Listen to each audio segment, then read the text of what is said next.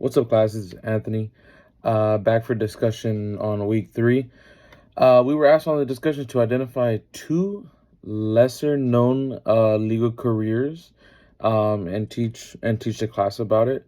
If I'm looking away, it's because I'm looking at my notes for a little bit. I'm gonna try to keep my eyes on the camera as much as I can.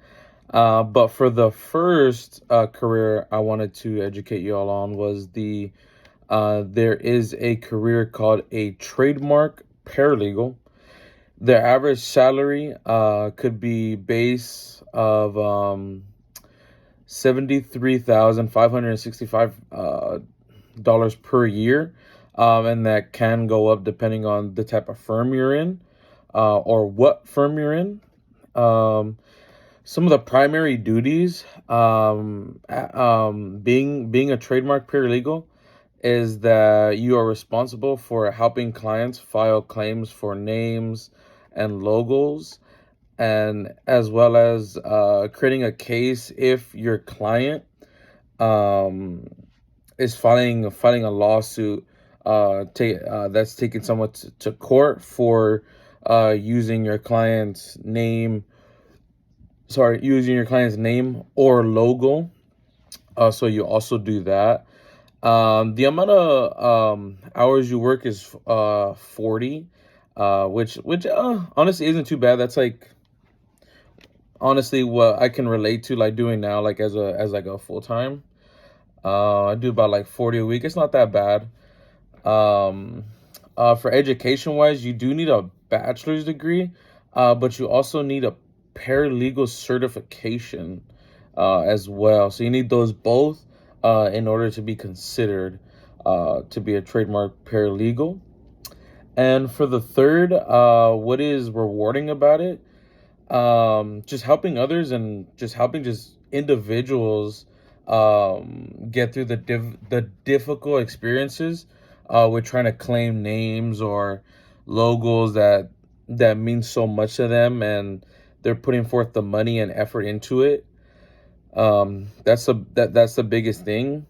And um and pretty much helping you, like if somebody were to steal it, just being rewarded as like you were able to help that client keep keep intact, and the logos and names that they wanted claim for, and persecute those individuals that or companies that try to steal it or used it in a wrong way. But another one of the not so rewarding factors is that 40 hours a week. I don't think it's that bad, especially being like a paralegal. I'm sure you have like a lot of stuff to do, so 40 hours to me is like, I don't think it's that bad. And then it's just the fact that where you can lose, and I mean that's with anybody, you can lose a case here and there, if your work isn't tight enough, or if you let something slip through the cracks. So there's that as well as when you lose, and that could be with any job, honestly.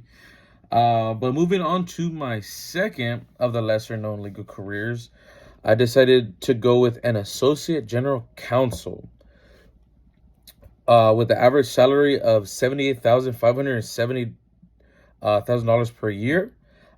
You can increase that again depending on the firm and what firm you're in. That seems to be the case between the two. So I'm hoping that maybe when I see like some of yours, it's probably that way too. Like, oh, okay, it depends on the firm.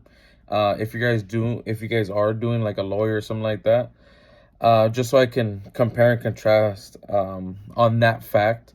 That primary duty, um, it is an entry level role that is employed by a law firm, and you being an associate general, you are also assisting in selecting juries, representing clients, negotiating for your clients of that firm, and as well as settling corporation disputes. So honestly, being an entry level, there is a lot to do, and plus you do get like, what is it, that 5,000 more than what you would for being a trademark paralegal. Um, so I could already tell that there's gonna be a lot more probably hours and a lot more time that goes into it, even though it is an entry level. And um you'll see why, just because with the hours worked, you're looking at around like 50 to 70. I even researched them and it said even like 100 hours a week. I don't know how true that is, but I would honestly hate being an associate general counsel, an attorney, and being an attorney like that, and it's only an entry level. I mean, uh, like you're going to 50 and then to 100 where I've seen it. That's just crazy. And again, it depends on the firm. Um, and then what you need for training and education wise, you need a Juris Doctorate from an accredited law school, and then you also need to pass the bar exam. So you need to do all of that, and then it's called an entry level. That's what I don't get. Um, but one of the rewarding factors is that you can pretty much make or be in the running for like high earning potential, which could literally be I think it from when I see it was like 5 to 6 months of you being there, you can literally get like a boost in money, and that's about like $10,000, which is nice, honestly, that you can just boost up that quick. But still, it's my God. And for one of the more not rewarding was the time that different people in that field said was just like the time of it. The money is great when you do get more time under your belt, as folks said, but it's just like that time starting out, you really do have to grind that 50 to almost 100 hours of work on different things like that, which is crazy. But this was my two lesser known legal careers, and I'm hopefully you guys learned something.